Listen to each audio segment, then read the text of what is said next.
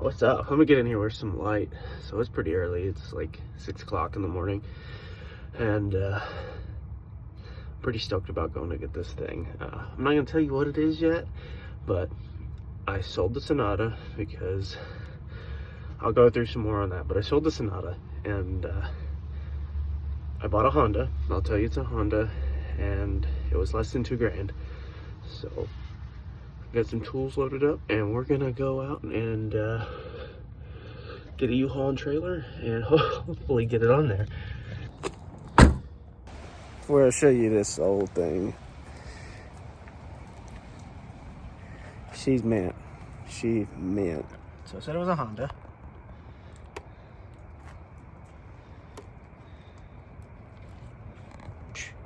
Prelude. Here she is. All her glory.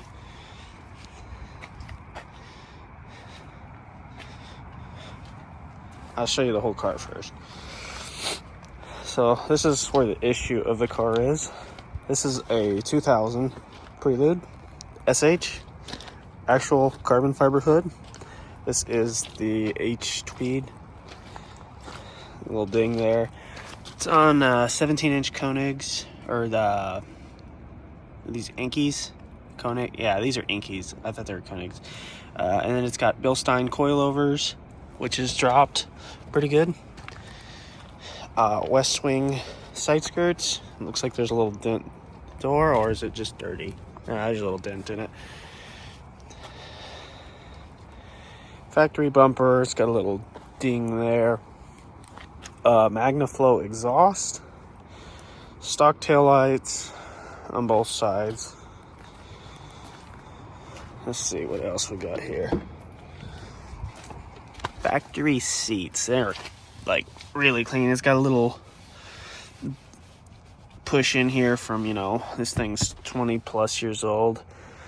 5-speed with the carbon fiber pedals. There is no shift knob, so I'll have to get one of those. Pretty clean. It's steering wheel's a little 8-up. Oil pressure gauge. Got a Pioneer double din in it. Nice roomy back seats. Oh, fuzzy dice. Yes. Oh, there's a shift knob. No way. Fucking sick. I didn't even know that was in there. Oh, hell yeah. I'll probably still get another one, but this will do for now. A little bit of rust came off that. It's fine. I don't care if this is perfect or not. It's okay. Boop, boop. Nice. Isn't smooth through all the gears. Shift reverse. God dang, this seat's so far forward. Here we go. There's clutch. Don't push the brake because the caliper up front is not hooked up. Everything's really, really actually clean in this car. I don't know, there's some random stuffs in here. That might be something for something. I don't know. It's something for something, for sure. Honestly, I don't know what the hell this is. It's got a USB hookup, which is something. Maybe this is for like a vape or something. It's kind of what it looks like to me. Probably won't need that. This goes to the back of the head unit, so I can plug something in or charge something, which is cool. Very clean in here, very nice. The steering wheel's a little 8-up. I'll probably keep this wheel just because it has the airbags and the horns and cruise control. Everything's pretty nice in here. I think this only has like 140,000 miles on it. I really love these seats. Like I've always loved this. This is like my favorite. It's a very comfortable car. Sunroof, no leaks. Nice. I really love this thing, and I got it for a freaking steal. I sold the Sonata, but the issue was lower control arms bent, And this is the SH trim model, and you cannot find lower control arms for it. You just can't find it. If somebody knows where to find it, send me a message or comment or something, because I'd really love to find the driver's side one. Anyway, what happened was he didn't set the e-brake. He might have not put it in gear. It rolled down and like scuffed up the wheel a little bit, and it hit the curb, bent the control arm. And that's where we're at. So it runs and drives, supposedly. I took a gamble on that because it had a dead battery. So it has a dead battery. I need to get a new battery. Just one of those things. And yeah, let's go look under the hood. Let's go pop this carbon fiber. So this carbon fiber is pretty nice. It is very dirty. The car needs clean, but it's a pretty nice hood. Prelude's got a big front end. Looks like it's got a little stress crack here or there. And then bam, look at that. Look at that. Dead battery. This is a fiberglass bottom, and it's probably a fiberglass hood wrapped in carbon, which that's okay. It's pretty. I'm good with that. It's got the Bilstein coilovers, so they're not adjustable, I don't believe, but supposedly it rides good. Have a new timing belt water pump kit for it. Oh, this is the 22. My bad. This is the H22A4. It's got the AEM V2 intake on it, which is pretty nice. Everything's pretty stock on it. New coils, spark plugs, no header, blah, blah, blah, blah, blah. But very nice car. It's very dirty, needs a lot of cleaning.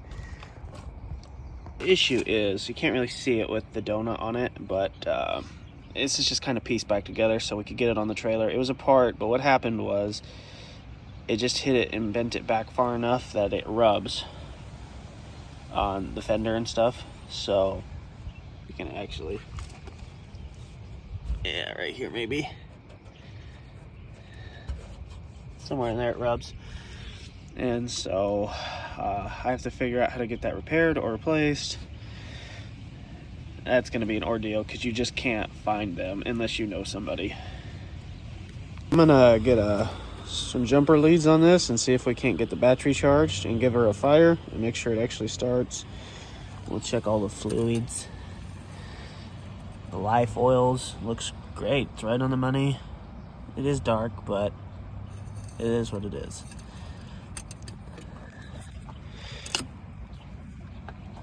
Some fluids in there.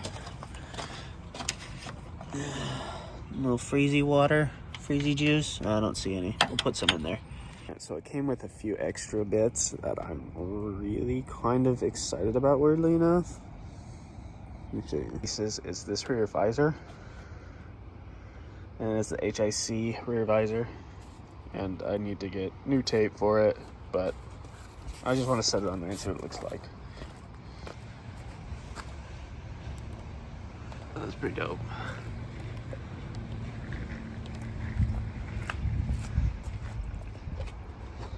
I mean, that's pretty sick. So here's the wheel that rubbed the curb, and it's got a little bit of face rash here, which isn't too big a deal for me. They're still pretty nice wheels. So here is the big guy, which you can't really see it, and you probably won't see it because I don't want to pull it out. It's very large and in charge and looking for chickies.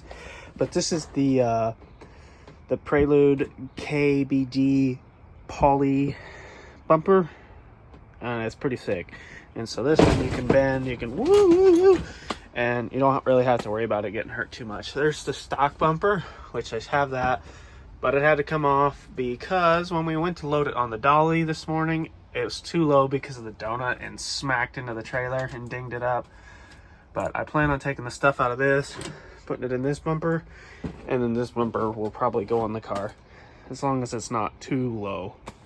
Thing I forgot, I was gonna put the battery charger on it. I want to see if the battery will charge, and I forgot it has an amp wiring kit in it, but somebody stole it and cut the wire, so I need to pull this fuse to make sure that we don't catch anything on fire.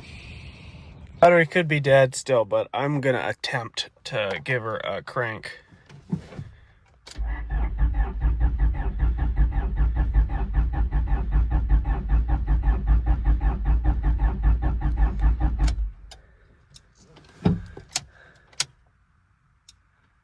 If you hear the fuel pump kicking on. Got some things to look over. I guess we can pull the distributor cap. Would be a good start. And see if there's moisture in that. I don't know the last time this thing's been started, so very well could have moisture in the cap and it's just not firing. Also, I don't hear the fuel pump kicking on, so that's something.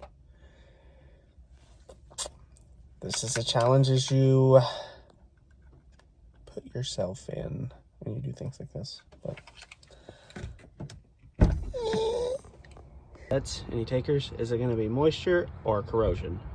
Looking at this, I'm going to think there's corrosion in here. They don't look that. Oh, that looks bad. That looks bad.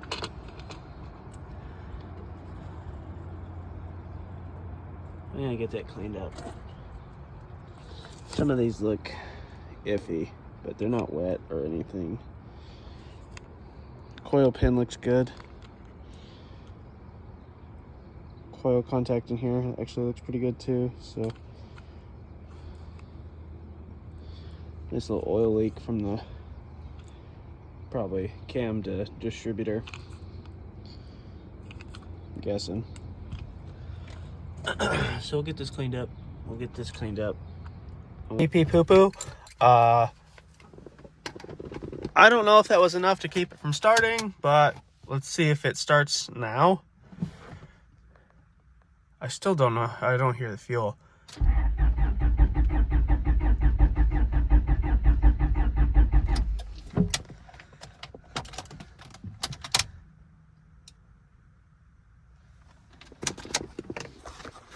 Okay, keys on, and there's no fuel pressure. So either it's out of fuel, or fuel pump isn't working, or it's a fuse. Load, preload, load. Well, there's a nice rusty rotor with it. Bracket that goes for it. Here's the water pump and timing belt kit. It's brand new for it. Pads, which are still like really well. I have to pull this, and I pulled the back seat.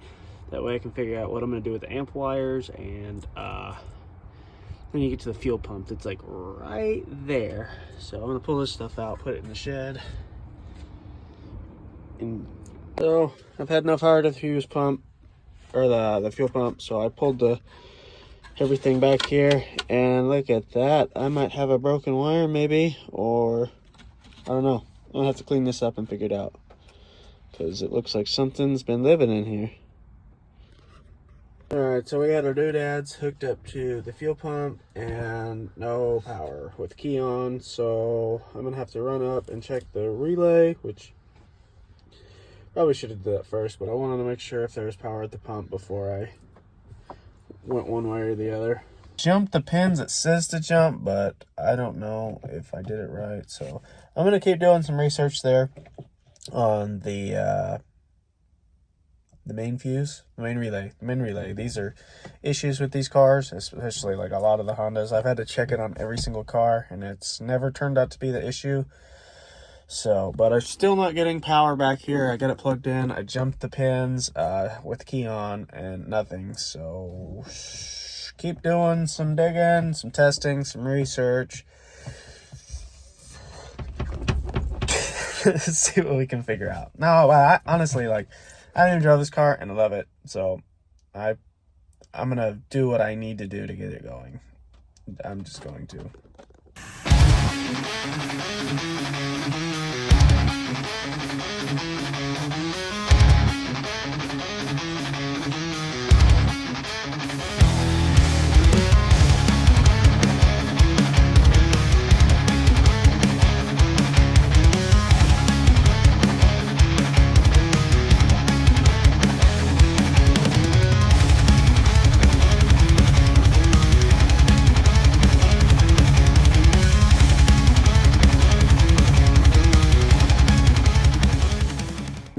battery today. If you're looking for a cheap battery, go hit up Walmart. This thing was like 69 bucks with the core. So we're gonna stick it in here and hopefully it fires. There we go. I look a little less crazy. So it's been a few days on this, mostly rain. So it's been a pain. It's been a pain. I've been getting a little dirty, which I'm not happy about, but it is what it is. So here's where the main relay goes. It's got hot and ground, but no ignition hot, which the immobilizer, which is like right here, the black box, sends power supposedly to this through the ignition, and it's kind of like it's bypassed on one wire and it was unhooked, and I did hook it back in and it didn't work, so we're just gonna go ahead, and it's already cut, so we're just gonna finish that job. So I did bypass the fuel pump, hot to fuel pump kicked on. I have fuel all the way up to the engine, but if the immobilizer is causing an issue, I'm not gonna get spark. So I've taken a bunch of panels off, I checked the ECU and a bunch of stuff. So I get to put it all back together again once I figure it out. So hell yeah, my hair is crazy as hell right now. I got it started. So took the main relay out. I still don't know if that's the issue. I need to check for power on the ignition, and I need to check for ground off the ECU. But I did, no, it should have ground. I bypassed from hot to fuel pump and ECU. Car fired up right away. It started, so it ran, and then I shut it off. So hopefully the immobilizer's bypassed. I already did that and it's still fired, so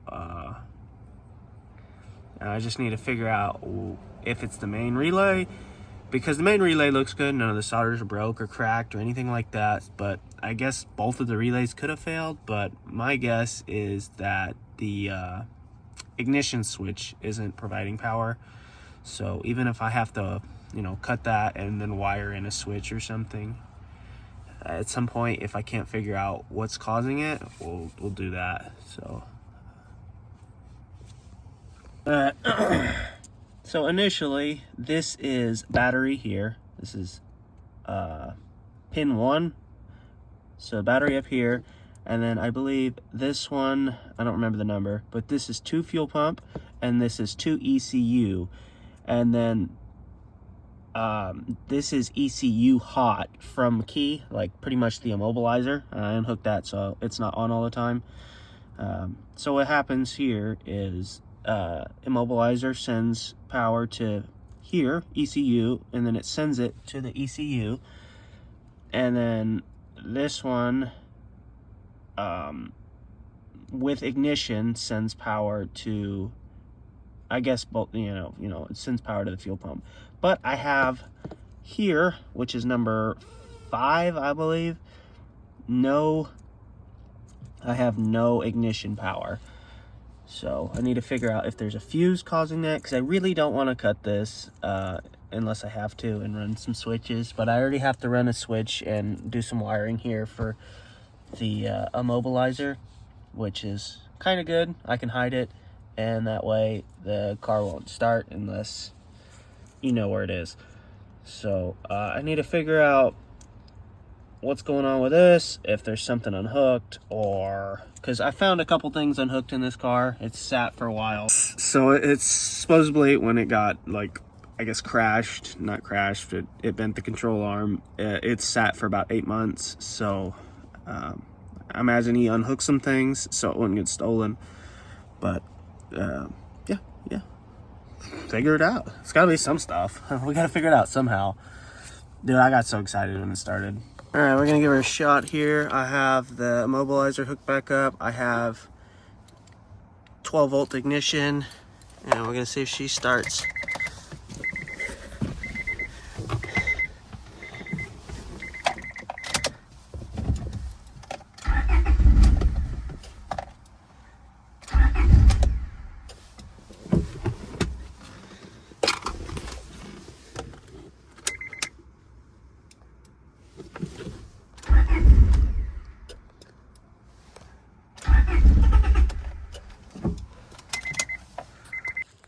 Okay, so for now, since ECU side of this works, I'm going to keep using that. So until I can do some more research and make sure I'm not going to burn up the ECU with just a 12 volt. So since that works, we're going to use this back in the main relay plug, and then we're going to cut the fuel side and wire in a relay. And then when this goes out, we can wire in another one. And that way they're only like $7 a piece instead of like $80 or $90 for that. And so we'll have to get our ground wired in, and then I think this one is battery wire, and then this one should be out to the fuel pump. And then I think this one is our ignition or switch.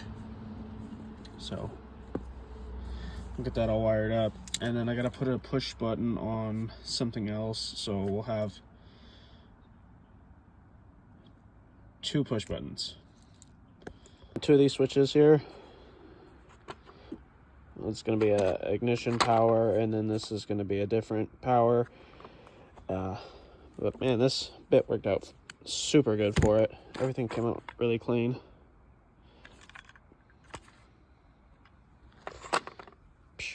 Well, I think I got it wired up. That was fun. It's a mess right there. I'll show you. I still got to clean it all up, put everything back together, but I'm gonna make sure it starts first. That's numero uno on the list to run. Okay. So I've got my buttons here. Gotta clean all this up and all this. And main relay for the ECM. I'll leave it there. I just got more research to do on that. Main power to the relay, and then I have a ignition wire going up here to the buttons. I guess let's see if she'll run.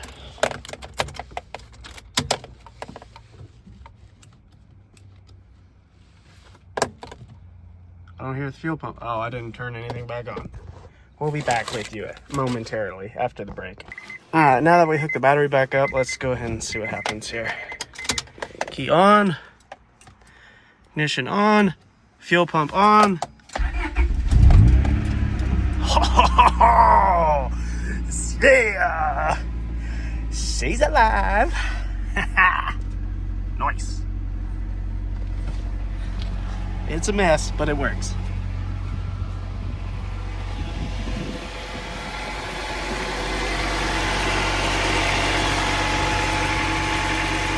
I got most of it cleaned up and put back. Everything's, I still got a little bit of wire hiding to do there, but it's fine for now. I'm not too worried about that. Car runs, drives. I don't really like how that sits, but I guess it's gonna do for now. I still gotta put that one back on. No big deal. And I have to put the whole back together. You can see how this wheel should be like right here, but it's kicked back, so one or both of the control arms is bent. So I'm gonna get the jack and see what's going on there. So if I do have to pull this thing, scratch that, I was wrong. You actually have to pull this motor mount and jack up the engine. So yeah, we'll see what we gotta do there. All right, so we got the guy pulled out of there like pretty record time. These aren't really bent. It's pushed in maybe like 1/8 of an inch. I can see where it pushed in, and it's like up against here.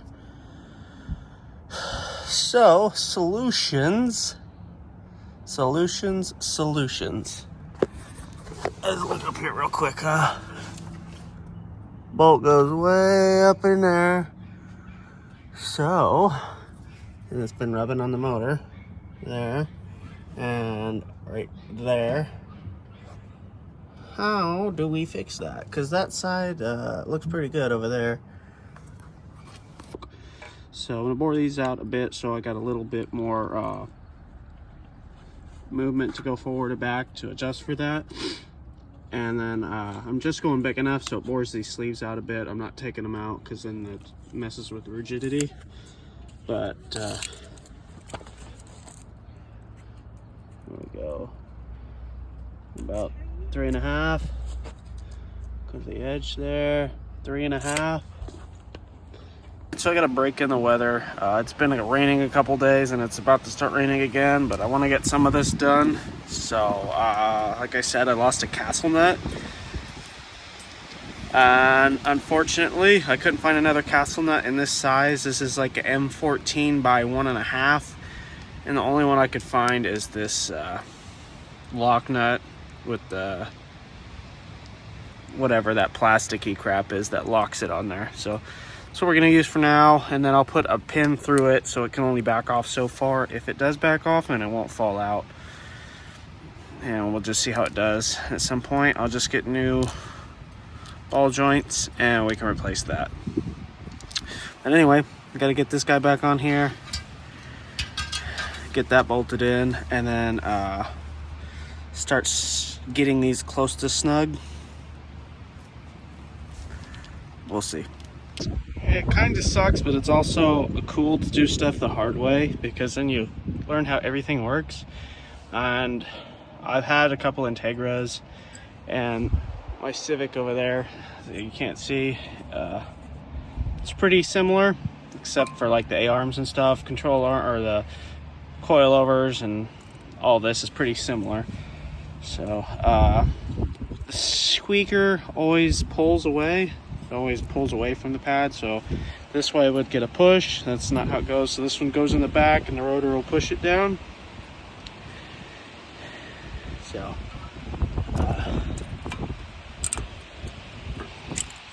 now hopefully we can get these in here. Put this back together. I still got a few things to tighten up. I got to do the bottom ball joint and the control arm, and then when I set it down I need to adjust the cross member here to get the wheel where it needs to be, which is sitting pretty close right here at the center of the nuts, 14.5, and I think the other side's like 14.75. So we'll get those all adjusted once we get it kind of set on the ground, some weight on it, and everything distributed nice and good. No joke, seriously, I just moved this. There it is. Paid $2.20 for that one little bolt, but at least I found it, I guess.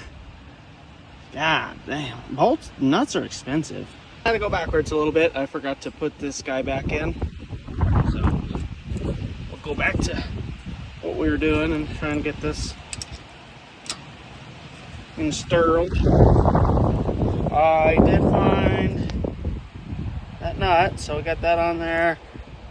I gotta finish tightening them up and get them set where they need to be, and I'll have to go get some cotter pins, because they just had somebody put just metal wire on there, and I guess it holds, but parts like this I'd much rather have cotter pins.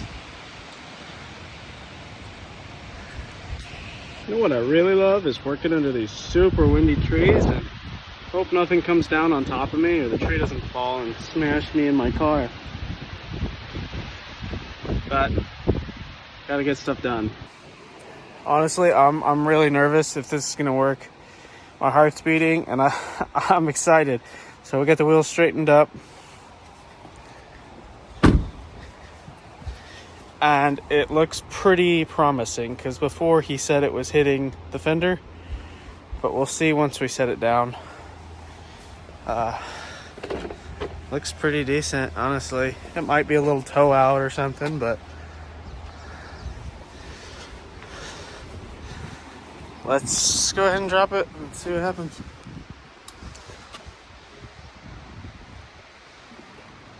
Oh, dude.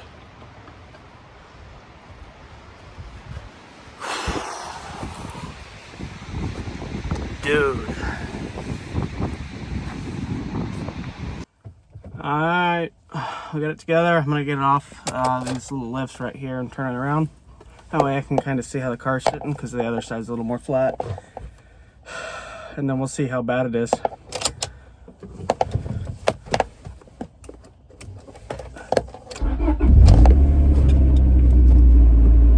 Low pressure.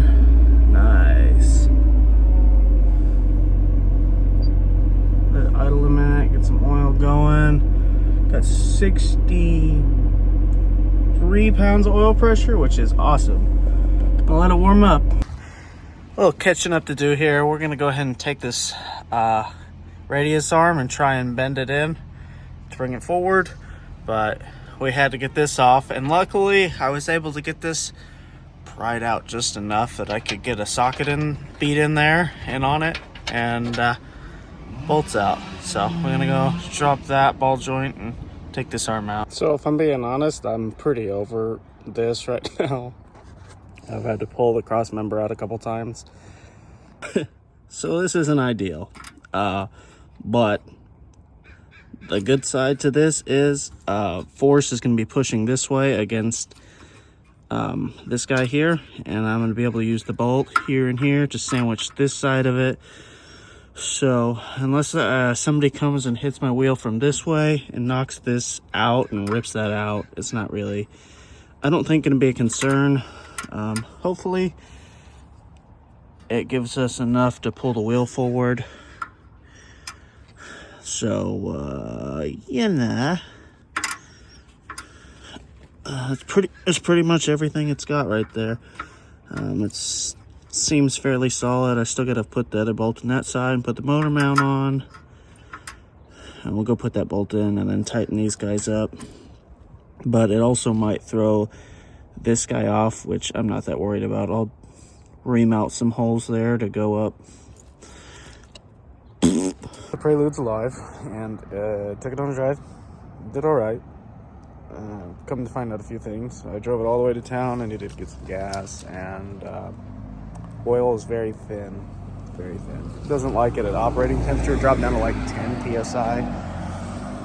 And I put some Lucas in it, and it brought it up to like 15-ish. So we're gonna do oil change on it, and it needs a driver's side wheel bearing. It's not toast yet, but it will need one. And then we need to do timing belt and water pump. Got a water pump leak. Alright, it's a new day, and I am tired. Started a new job on graveyard, so it's like 11 to 7 a.m. There's an oil change in this thing. If you know anything about the H22, most of the Honda engines, it's got like, this one has the upside down oil filter, so you can't put oil in it before you put it on the motor. So we're gonna prime it. Thankfully, the way I have this car set up, I can crank it without having an ECU or fuel pump on, so I can get oil pressure, and then we'll fire it. Let's see if we can get some oil pressure here.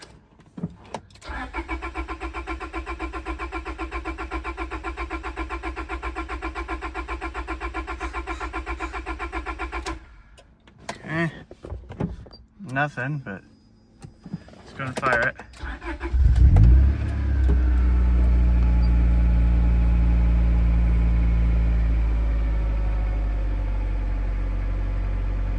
Nice. Honestly, I know it don't look like it, but I'm super stoked on getting the car running. I think the oil viscosity made a difference, because what was in it was just like, it just seemed so thin. It probably had like a 520, or I don't think it was a 020, but it was thin, and I could tell it was synthetic. And even when, like, the first time I started the car, it got up to like 50 pounds of oil pressure cold, and then it just jumped up to 70 cold. So hopefully that fixes our oil pressure issue, because when I went and drove it the other day, it went down to like 10 psi at idle when I went to go get gas. So we're gonna have a wheel bearing issue to fix, which it's not that bad yet, but I'm gonna get the stuff so we can get it fixed. And then I need to get a weighted socket for the crank, which I don't know if I'm gonna do that because my impact sucks.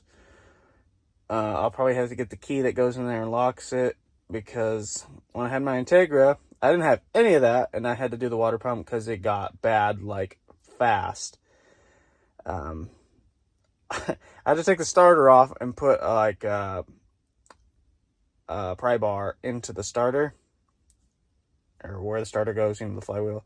I don't really want to do that on this car. It's a pretty nice car. It's got some dings and stuff, but this car is going to be a lot harder to replace, and the H series are a little bit more expensive to find. So, you know, I've got this close to driving it. Got it registered, tagged, insured, all that jazz. Oh, I'm trying to get this thing all buttoned back up. I got the rear plate for the seat in. Still gotta put the seat in, but running into some wiring woes.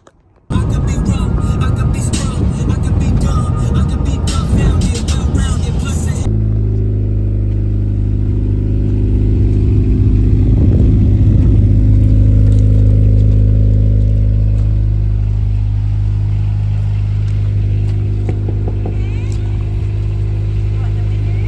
oh, the exhaust.